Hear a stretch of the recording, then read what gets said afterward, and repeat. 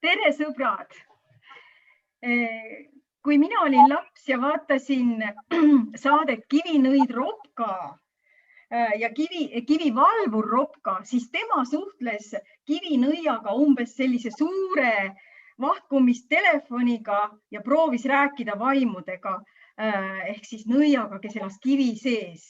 Ja täna on meil tehnilised võimalused sellised, et me saame olla igaüks oma kodus, ometi saame siin Zoomis kokku ja me saame rääkida nii, nagu see omal ajal oli unistus, mitte ainult telefonitsi ja mitte ainult suurtest telemajadest, vaid igal ühel on see kättesaadav, see võimalus teha oma mõtteid avaldada ja teha oma saadet. Ja täna alustab siis Kultuurikoja taskuhääling, kus me tegelikult tahame rääkida inimesest ja loomingust, kunstist ja majandusest, kultuurist kui kapitalist ja kultuuripoliitikast. Ja tänane saade on esimene sellest sarjast ja me keskendume ajakajalistele teemadele. Ja täna ma olen palunud sellesse saatesse, mille me pealkirjastasime supiköögist ja kärpepoliitikast, olen palunud arutlema Jane Miller-Pärnamäe, Jane Lehvita, kes on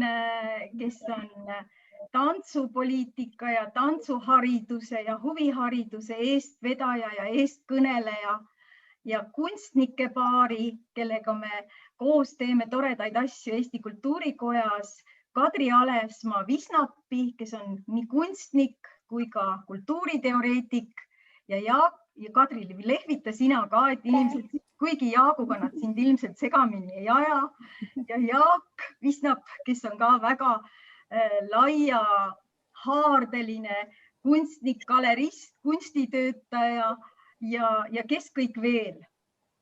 Kui te nüüd tahate enda tutvustuseks midagi öelda, siis palun, praegu on see võimalus.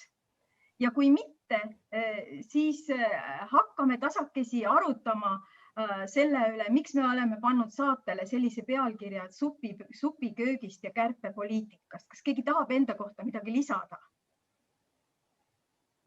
Kõik on eestlastikult tagasihoidlikud ja ei taha. No siis ma ütlen, et miks me panime pealkirja siis ja arutame seda asja. Tegelikult see supiköök ei ole kujund, vaid see on reaalsus. Kuku klubis pakub Eesti Kunstnike Liit kunstnikele, kellel seoses COVID-19 viirusega või selle pandeemiaga kadus ära võimalus töötada oma erialal või saada sissetulekut hoopiski ja Kunstnike Liit arvas, et ta hoolitseb niimoodi oma 1000 liikme eest, mis on küll üle Eesti laiali, aga et siin Tallinnas on ju ka kunstitöötajaid ja kunstnikke palju, et pakutakse siis seal Kuku klubis suppi, sooja toitu. Ja ometi me teame tegelikult ju või väärtustame, mõtleme, et meil on see 19. sajandi niisuguse kunstniku näljas ja külmetava kunstniku portree kuskil, kes tõesti nagu klassikud ei müü eluajal ühtegi pilti ja pärast surma on kohe kuulus klassik ja kelle pilte ostetakse aina suuremate summade eest. Ja minu küsimus on see, et miks see nii on, et me väärtustame seda kunsti ja loomingut küll pahatihti liiga hilja ja mitte seda inimest, kes seda kunsti loob. Kas see küsimuse püstitus on õige üldse? Ja, kas võib siis sellel teemal arvamust avaldada. Ka mina olen selle üle mõelnud, et kuidas me elame sellises mõttemustris, et kunstnik peabki nälgima ja kannatama puuduses, et siis me nagu justkui looksime paremat kunsti. Et kui kunstnik on juba mõnusalt seal praetaldriku ära söönud, tühjendanud ja võib-olla ühe mingi pokaali veiniga ära joonud, et siis nagu kodanik ja riik arvavad, et kunstnik muutub siis laisaks ja loruks ja sealt seda õiget kunsti enam ei tule. Et ikkagi see piinatud, vaevatud, võlgades õnnetu olend siis teeb meil loob sellist nagu pühalikku või mingit sükest laetud siis kultuuri ja kunsti. Nii et tegelikult see on mind ka ikkagi olnud, see on pannud mind isegi tegutsema, et näiteks ma olen teinud suuri aktsioone, kus ma olen näiteks aktsioon Toetage elavaid kunstnikke, kus ongi selles mõttes aktsiooni mõte on see, et me näeksime oma elavaid klassikuid ja me ütleme maailmakunsti näitel ma võin öelda seda, et ikkagi 95% maailmakunstist ei ole sündinud vaesuses ja kuskil üksilduses ja sellepärast kas või see sama legend Van Goghist räägib seda, et ta vend lihtsalt võimaldas sellele Vincentile nii head elu, et ta ei pidanud muretsema veini, lõuendi, kõrtsi arvete reisimistega pärast, et see oli kõik nagu kindlustatud.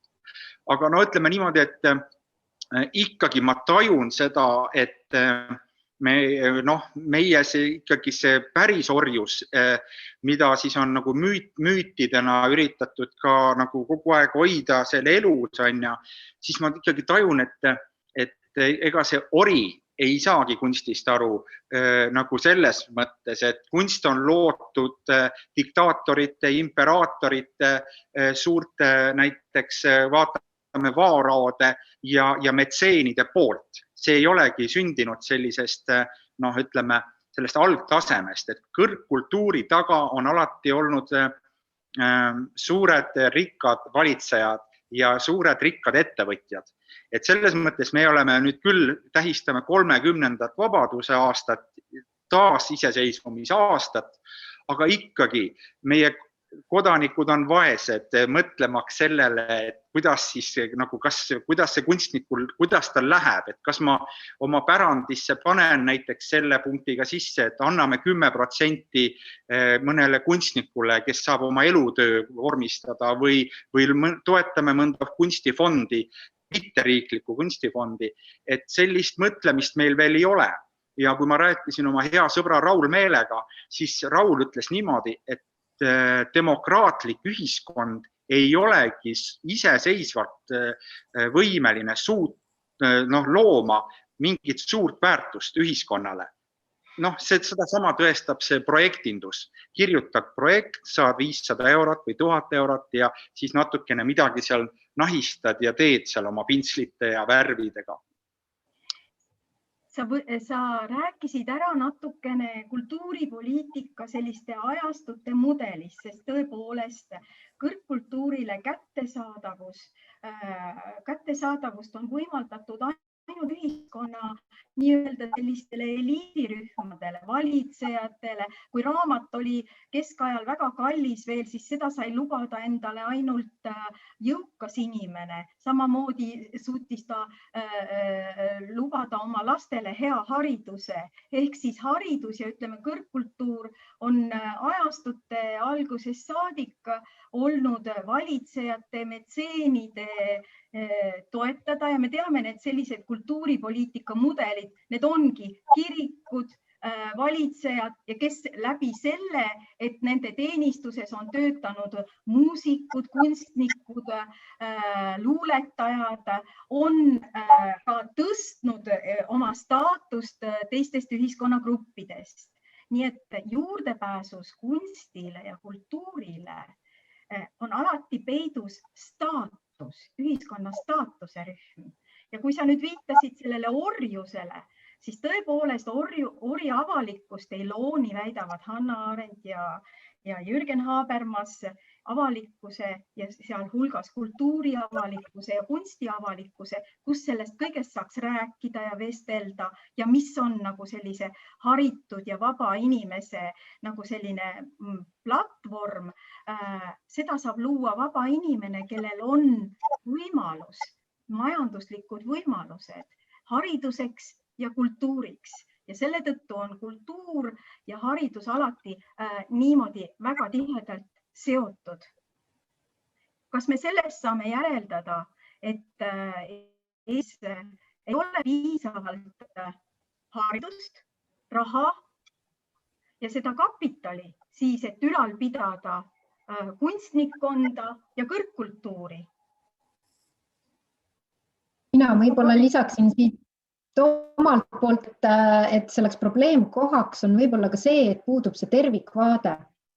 Et siit sellest diskussioonist tuli ilusti välja, et oluline roll on ju ka just sellel hariduslikul poolel ja nii-öelda selle kultuurist osa saamisel. Ja täna meil kuidagi käivad need ka institutsioonid nagu erinevat jalga, nagu, et ütleme nii, et ühelt poolt on vaates rohkem nii-öelda professionaalide pool ja teiselt pool siis laste ja noorte kultuuri osalus, aga see tänases süsteemis on ka nii-öelda kukkunud sinna noorsootöö poliitikasse, et ka laias plaanis ei nähta just seda nii-öelda kunstide hariduse poolt olulises rollis. Ja võib-olla, et Jaagu siin alustuse nii-öelda jutuks mõtlesin ka seda, et mul on natukene ka see tunne, et võib-olla ikkagi tänase kultuuripoliitika nii palju ei mõtle ka üldse üksikisiku tasandi peale. Et isegi võib-olla ei mõtesta seda läbi, et kas see on küll kunstnik või näljas kunstnik. Mulle tundub, et see kultuuripoliitika on suures osas ikkagi selline institutsioonide põhine. Et kui võtta ka etenduskunstide vaade, siis sealt poolt paistab ikkagi suures osas ju teatrite rahastamise süsteem sellise esmaprioriteedina.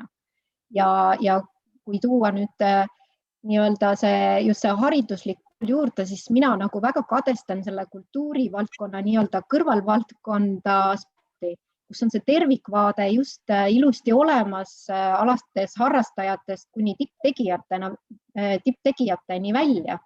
Aga millegipärast kunstide valdkonnas me ei ole seda tervikvaadet vaatamata erinevatele aruteludele siiski suutnud nagu ellu viia. Et mõned laused siiski strateegiates sees on, aga see on jäänud nagu rohkem lauseteks, aga selliseid selgeid visioone või plaane veel täna olemas ei ole. Ma olen sinuga nõus, aga loome selle lingi või silla, kuidas me sattusime sealt nii-öelda staatusest, metseenlusest, sellest varasemast kultuuripoliitika mudelist, kuidas me saame siia rahvusriiki, kuidas me saame tänapäevasesse modernsesse ajastusse ja kuidas see on seotud kultuuripoliitikaga. Ja tegelikult on see seotud just nimelt rahvusrühmade staatusega. Sest nii nagu ori ei loo avalikkust, ei ole võimeline ta ka looma riiki. Selleks, et näiteks miks on Eestis rahvuskultuuriline emantsipatsioon ja kuidas see on seotud kultuuripoliitika, ongi nii, et selleks, et riik sellisena tänapäevases mõistes saaks kujuneda, et ta ühe rahva põhiselt saaks kujuneda, peab see rahvas olema suuteline riiki rajama. Nüüd Eesti põlisrahvana, eestlastena, me teame, et meil olid siin härrasrahvad, baltisakslased ja Tsaari-Venemaa alluvuses elas see kolmanda staatusega see rahvas. Ja selleks, et oma riigini jõuda, oli vaja vabaneda sellest madalast ja allutatud staatusest. Kuidas seda saab? hariduse ja kultuuri kaudu. Just sellepärast hakkasid kogukonnad rajama endale rahvamajasid ja seltsimajasid, kohti, kus nad saaks praktikat teha, kohti, kus nad saaks teha selliseid moodsaid kultuurilisi praktikaid, kus saaks maalida, kus saaks näitust teha, kus saaks raamatukoguruumi teha, kus saaks teha teatrit ja koorilaulu ja kus saaks puhkpil koos käia, selleks, et oli vaja saada kultuurrahvaks. Kui sa oled kultuurrahvaks kasvanud, siis ei vaja sa kellegi eestkostet, siis sa saad öelda härrasrahvastele, tänan, aga me saame nüüd oma riigiga ja poliitilise enesemääramisega ise hakkama. Ja seal on see kultuuri ja poliitilise ja riigini jõudmise seos, miks meil on see kultuurrahvuslus ja miks kultuur on meie põhiseaduse preambulas ja miks see on nii oluline. Ja mul on väga kahju, kui meie sellises juba küpses, ütleme, et meil on 100 aastat oma riiklust, küll väikese 55-aastase pausiga, kus me olime suures vennasrahvaste klubis, et meil on selle aja jooksul ära kadunud või meelest läinud see, et meil on kogu aeg see riik kätte tulnud läbi kultuuri, läbi ka viimane see, meil on laulev revolutsioon olnud, siis kui ei ole võimalik sõjaga või jõudude vahekord ei võimalda sõda pidada, siis ongi ennast võimalik vabaks laulda. Selleks, et sul need laulud oleks selged, sellele me peame olema tänu muidugi Nõukogude kultuuripoliitikale, kes niimoodi võimaldas kõikidele igale ühele kui viimasele juurdepääsu ooperiteatrile ja kõikidele kultuurilistele praktikatele. See oli selle režiimi eripära, sellise avangardse projekti eripära. Ja nüüd, kui me oleme nüüd jõudnud siia oma riiki, siis me avastame, et tegelikult sellise väga tiheda institutsionaalse võrgustikuga kultuurielu ülalpidamine meil ei ole hästi jõukohane, sest et väike rahvas, väike majandus, väike riik ja siis me leiamegi ennast olukorrast, et kunstnikele on lahti tehtud supiköök.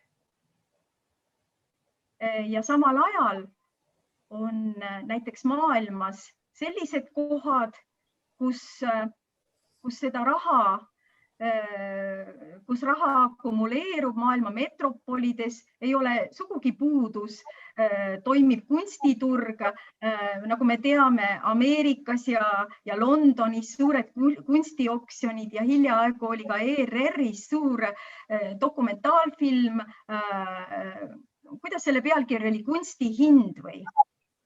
Kõigel on hind. Kõigel on hind, just, kus me nägime ülirikkaid inimesi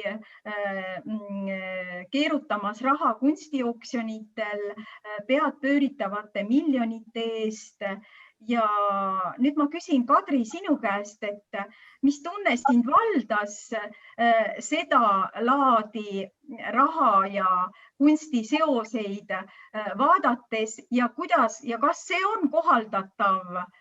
Kas see on kohaldatav väikese rahvusriigi kultuuripoliitikasse, selline mudel?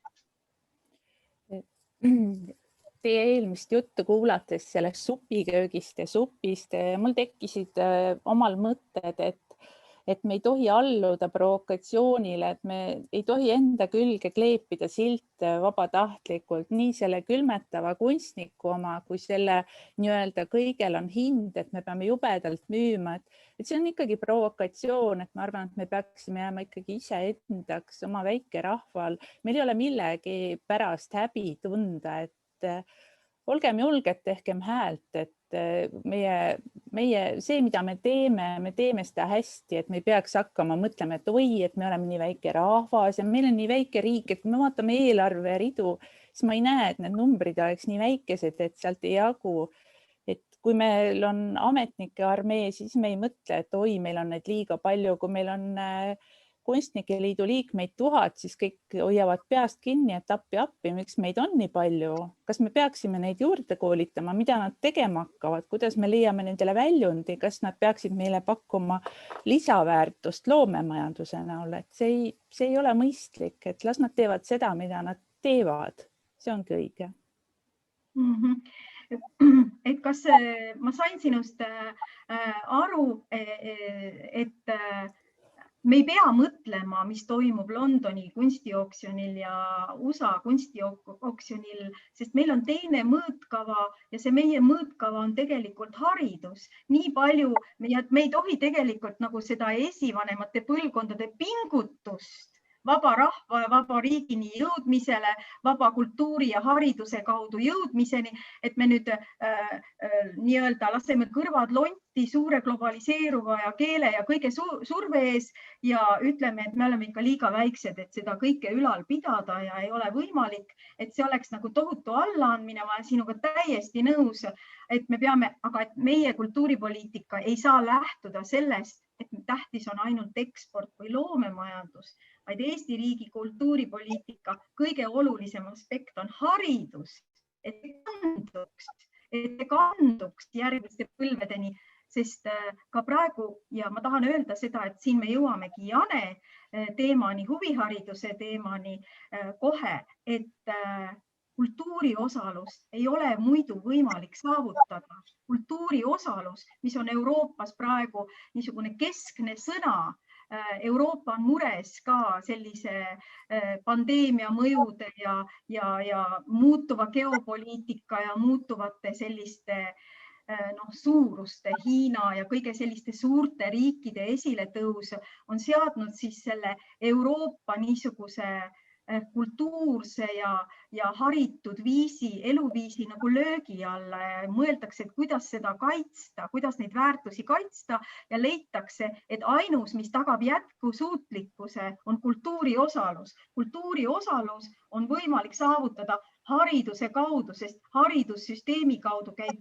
kultuuri ülekanne. Ja selle tõttu ei ole, ja nüüd teades seda eestlaste lugu, see kultuuri ülekanne, me saamegi aru, et ei ole võimalik vaadata huviharidust ja teist laadi haridust, mille kaudu see kunsti ja kultuuri ülekanne toimub. Ei ole võimalik vaadata eraldi nagu institutsioonidega, ei ole võimalik nagu käsitleda neid, sest need on nii tugevasti seotud. Ja nüüd ma tahtsingi jõuda sinna, et kuidas me sellele vastu oleme, kui me kuuleme, et meie tipporkestreid tahetakse sulgeda, et kuidas me siis saame sellele vastu olla ja mis väärtus sellel on, või kuidas seda kaitsta ühesõnaga neid, ja me ei pea olema ainult kaitsesüsteemis, vaid missugune on siis selle kultuuri osaluse ja huvihariduse väärtus inimese jaoks. Ege, kas võib võtta? Jah, loomulikult. Ma tahtsin rääkida ühest huvitavast faktist. Nimelt 2017. aasta inimarengu indeksi järgi oli Eesti siis 30. kohal, eks ole. Mis tähendab seda, et riike on siis arvestuslikult kuskil, palju neid on, 180, 190. Ja me oleme selles esi 30. Kui me vaatame oma riigi pindala, siis me oleme suurem kui Holland. Eesti on suurem kui Holland. Eesti on suurem kui Taani, kui me võtame ära selle Gröönimaa. Me oleme suurem, pindalad suurem Holland ja Taani ja me oleme maailma selles numbris 30. kohal. Ja nüüd me siis, kui me läheme viime jutu kultuuri peale, siis me hakkame nagu enesekaitseks ajama seda möga. Me oleme nii väiksed, me oleme nii vaesed, me oleme nii õnnetud, me oleme nii armsad.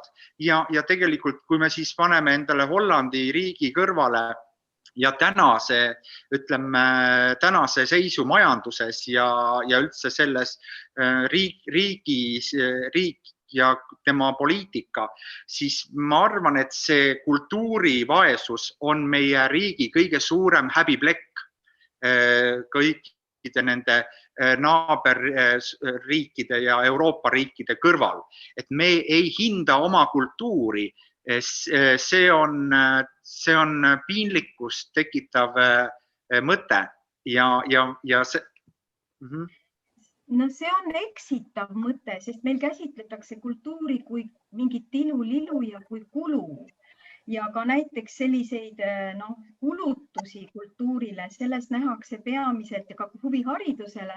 Minu kõige suurem nagu see mõte on, et kuidas muuta nagu seda mõtet inimestele suunatud kulud, ei ole mitte kulud, vaid inimeste mitmekülgsesse haridusse suunatud finantsid on investeeringud.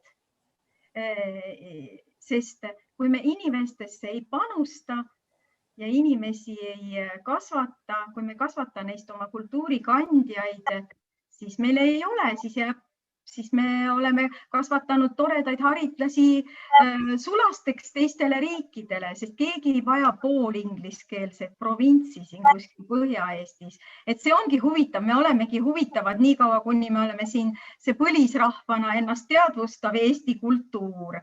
Ja et kuidas me seda jaksame vedada, see on siis võimalik, kui me käsitleme neid poliitikaid koos, ja kui me käsitleme neid investeeringuna, sest kui me käsitleme neid ainult kuludena, siis meil tuleb pärast väga kõvasti peale maksta, sest inimesed jäävad siis hätta, nad ei leia üles oma andeid, nad on isoleeritud ja nii edasi, et haigemad, sest kõik see on juba uuringutega tõestatud, kui palju nii-öelda selline kultuurilis osalus ja kultuuripraktika inimest aitab elada.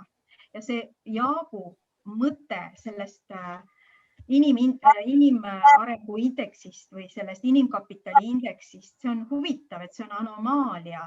Tõesti, sest alati on see inimarengu või inimkapitali indeks korrelatsioonis riigi sissetulekuga ja Eesti, kelle sissetulekud ei ole võrreldavad jõukate riikidega, aga inimkapitali indeks ehk siis see haridus, töötatud ja õpitud aastad on võrdne nagu jõukate riikidega ja see tegelikult ma arvan, et on ikkagi veel nõukogude aja mõju, hea mõju või meie haridussüsteemi hea mõju.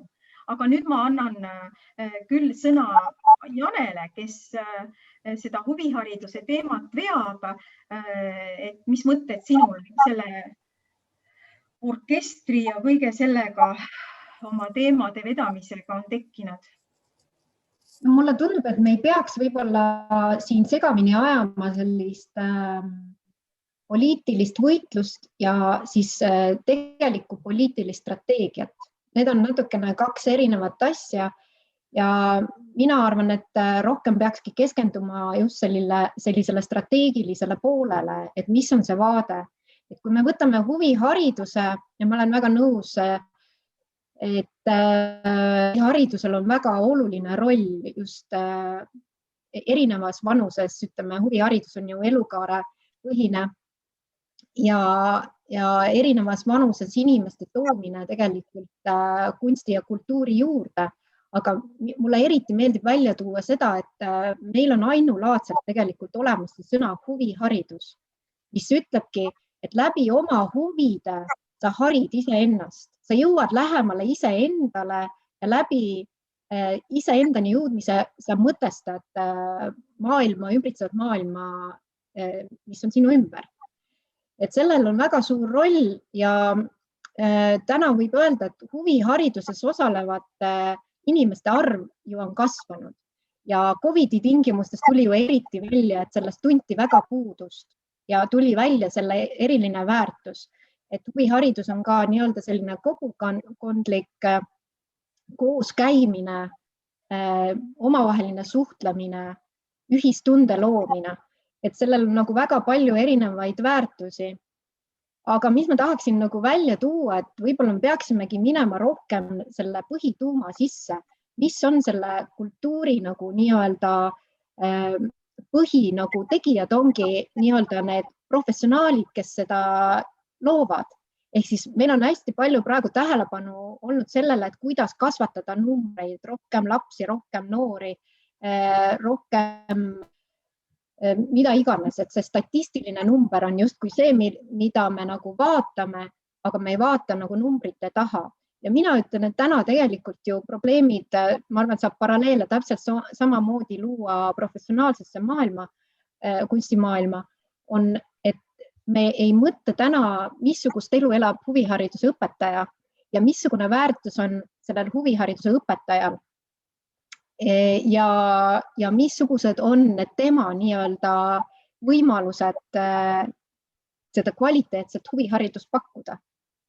Ehk siis me peaksime rohkem minema nagu nende tasandite peale, et vaatama nagu tervikpilti, et kus on need olulised juurprobleemid ja siis looma seda prioriteeti. Et täna mina ütlen küll, et suur osa kultuuripoliitikast toimub nagu selles osas, et mis on atraktiivne poliitiline teema. Et meie väga palju otsuseid saavad nagu kandepinna nagu sellest, mis on atraktiivne. Nagu otstarve valdkonna süsteemi arendamiseks, et see jääbki küsimuse kohaks. Ja siis ongi väga lihtne ka näite kärbete või mingisuguste otsuste puhul nagu midagi kõrvale lükata.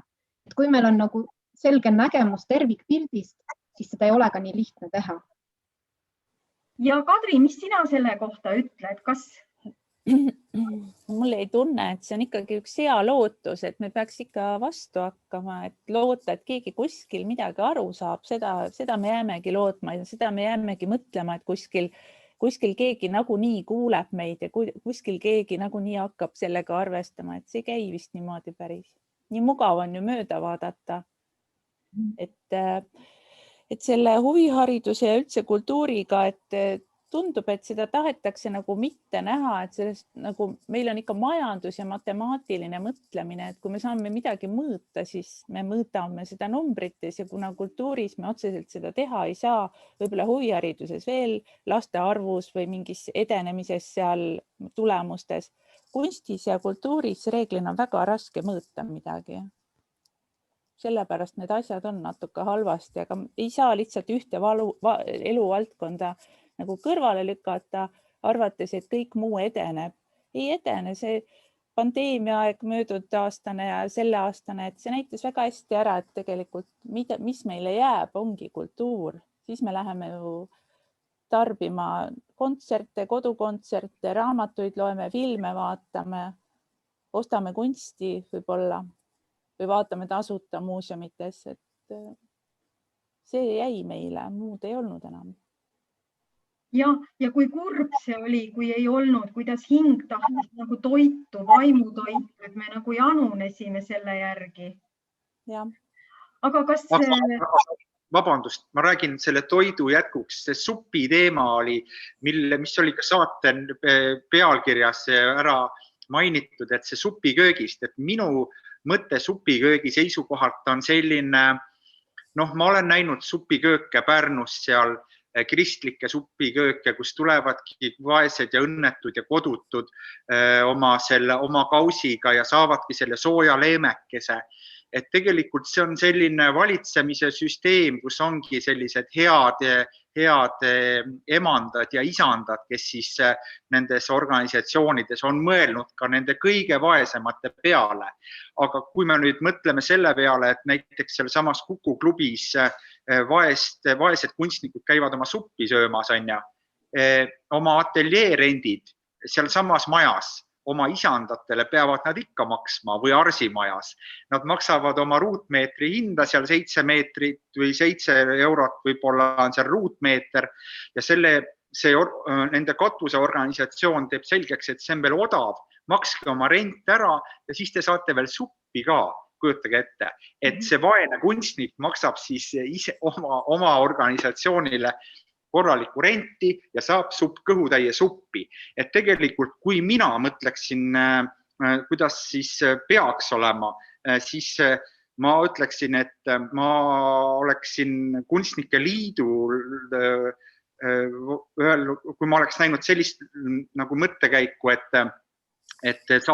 maksate ainult kommunaalide eest, kõik teie, kes te seal olete, need rentnikud, lugupeetud Eesti kunstnikud ja supi eest peate ise maksma. Ma arvan, et see oleks olnud midagi, sellist, mida oleks oodanud ühelt tugiorganisatsioonilt või katuseorganisatsioonilt, aga mitte seda, et makske oma maksu, võlgu ei jää ja saate supi tasuta. Ja niimoodi, sellepärast võib-olla ongi see kunstnik nii vaene, et ta maksab selle vähesegi, mis ta siis saab omale nendeks ateljeerendiks kunstnike liidule näiteks ja veel aastamaksud ja kõik sinna lisanduva. Nii et supiköögist ja silmakirjalikkusest. Nii palju. Kas see võiks olla kokku võtta nii, et need, kes on kutsutud ja seatud nagu korraldama riigis, need institutsioonid, et sinna koondunud inimesed peaksid nagu mõtlema väga kõvasti iga päev sellega, mida nad teevad. Jah, aga see on nagu igavene vastuolu vist, et võib-olla me teeme institutsionaliseeritusest eraldi saate, aga et see tänane saade oli... Ühe repliigi siia vahele ütleks, sest ma olen ise Tantsuloomeliidu esindaja siin, et see küsimus on ju ka selles, et millised on nagu loomeliidu võimalused. Et mis loomeliit on, ta ongi ju siis kunstnike liidu puhul kunstnike koondav liit, tantsuliidu puhul tantsukunstnike koondav liit, et erinevad, ütleme niimoodi, liit saab teha seda, mis on tema võimalus ja ma küll kunstnike liidu poolt usun, et nendel on ikkagi olnud head kavatsused toetada nii palju, kui on vähegi võimalik ja see on võib-olla suurim, mida nad said sellel hetkel teha, et see on nagu ka võib-olla see mõtlemise koht, et millised on täna üldse oma valdkonda arendavate organisatsioonide võimalused. Ja mina võin öelda, et täna ka erinevad need kunstide valdkonna organisatsioonid on ju väga vähe toetatud, väga nõrgalt toetatud. Ja meil ei ole ka sellist eratoetuste süsteemi, et räägitakse, et Eesti on kihistunud, et meil on piirkondlikud erinevused, et meil on jõukad ja vaesed ja et on sellist vaba raha tekkinud. Nüüd ka pandeemial sai vähem kulutada, et selline erakapitali kaasamine kunstielu toetuseks ja kunstihariduse toetamiseks ei teeks paha ja mul on väga hea meel, et Kadri ütles nii, et me ei saa loota, et keegi nagu tuleb pakkuma midagi. Ma arvan nii, et sellest tuleb rääkida, neid seoseid tuleb avada, et me ei saa lasta sellel väärtusel, mida inimesed loovad nagu kaotsi minna või seda mitte tähele panna. Ja üks aspekt on veel, et noored püüavad nagu kohaneda. Näiteks on tavaline, et selle huviharidusega, kuhu ma tahtsin jõuda väga, et kui nüüd sellised signaalid on väga ohtlikud, et me kaotame ära tipporkestrid, et järjest vähem on töökohti nii muusikutel kui kunstnikel, aga meie noored kunstiinimesed on väga kohanemisvõimelised. Noored teavad, et selleks, et saada töötada aeg-ajalt tehtekunstnikuna, pead sa õppima personaliks. Selleks, et sa saaksid nagu endale leiva lauale, pead sa minema kuhugi administreerivat tööd tegema haridusse, mis siis, et sa oled Sibeliuse akadeemia lõpetanud pianist. Et minu meelest on siin natukene nagu ka see mõttekoht, et millised need töökohad, millised on need kunstiloomega võimalik, et sellega peab olema võimalik ära elada. Ja kui ei ole, ka Eesti Vabariigi algusaegadel, Eduard Vilde oli ajakirjanik, et meie kirjanikud, see on see väikse riigi ja väikse ühiskonna asi, et meil ei ole tõesti rahapada, ei seisa nurgas, et kuidas sellega kohaneda ja kuidas toime tulla nii, et sul oleks võimalik ka nagu elada ja luua ja teha neid oma rõõmu pakkuvaid praktikaid, mida sa oled õppinud, tantsu, laulu, muusikat. Et seal on nagu selline keeruline asi, et kui sa saad ainult harrastajana tegutseda, siis kaob see professionaalse kunsti areng ära. Et ma ei tea, kas me täna enam selle probleemi nagu lahendame. Ma arvan, et see probleem, ütleme, tuleb uuesti väga tugevalt lauale 10 ja veel rohkem 20 aasta pärast, kui me vaatame natukene tulevikku. Eks ole, meil ju paljud töökohad kaovad ja inimestel tuleviku inimene, Lääne-Euroopas räägitakse, töötab võib-olla 4 tundi päevas, eks ole. Ja niimoodi me jõuame sinna, et meil tekib väga palju, meie rahvastik vananeb ja meil tekib väga palju vaba aega. Ja kui me täna ei tee nagu neid ettevaatavaid käike, kui me ei vaata üldse, mis toimub tulevikus, siis täna me siis kärbime ja koondame ja nudime, siis meil läheb see kordades kallimaks kõik see asi.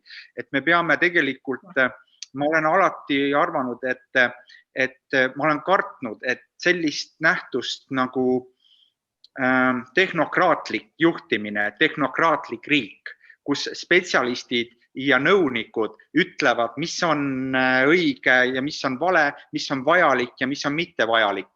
Ma arvan, et riigi juhtimine peab rohkem olema seotud eraettevõtjate ja kodanikega, metseenide ja sponsoritega ja riik ei ole ainuotsustaja. Riigiametnikud ei saa otsustada meie, ütleme, selle riigi üle ja meie tuleviku üle. Et tegelikult see on see moment, kus ma tegelikult sooviks näha igasugustel nõupidamistel ja podcastidel ja igasugustel konverentsidel edukaid kodanikke, ettevõtjaid, visionääre ja mõtlejaid. Et see ei oleks, et riiki ei tehtaks ametnike poolt. Ametnike poolt tehtud riik kahjuks kipub minema ikkagi sinna väga ühes suunas. Jah, see on tõsi. Võib-olla mõlemad pooled on olulised. Ma tahtsin lihtsalt lisada, et mõlemad pooled on olulised. Ma tahaks ikkagi konverentsidel näha ka just ametnikke ja kultuuripoliitika tegijaid.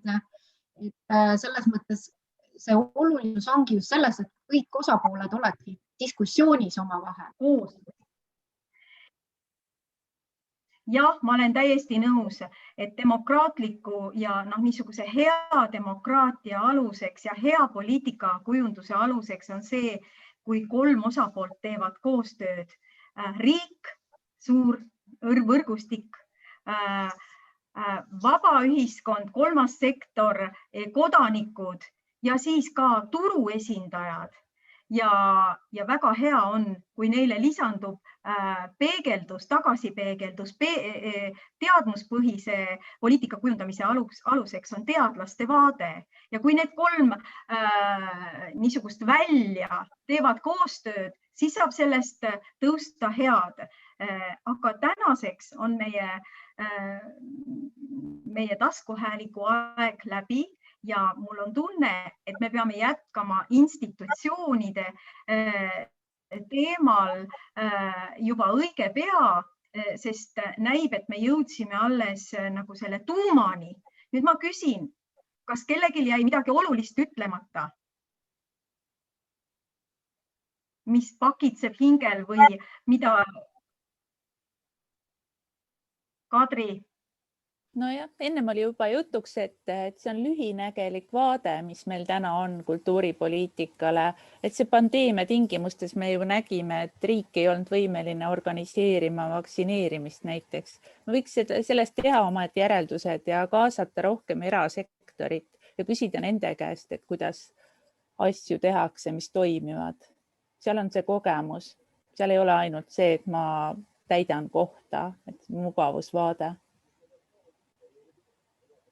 Ma lisaks võib-olla selle kommentaari, et võib leppida mingisuguste kärbetega, aga sa tahad näha, et selle taga on visioon, et missugused on need järgmised sammud, et see valdkonda, see raha jääb siiski nagu alles ja selle tasandiga võetakse midagi nagu ette.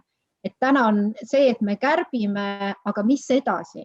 Et mis on need edasised siis teekonnad selleni, et kasvatada neid rahalisi võimalusi ja kui need rahalised võimalused on olemas, et kuidas me seda siis kasutame.